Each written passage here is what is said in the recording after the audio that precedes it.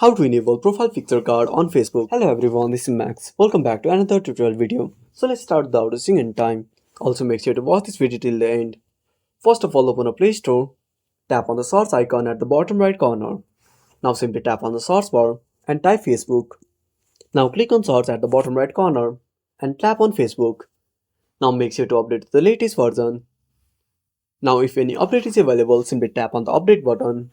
And after updating, simply tap on open. Now wait for some time. Now switch to your account.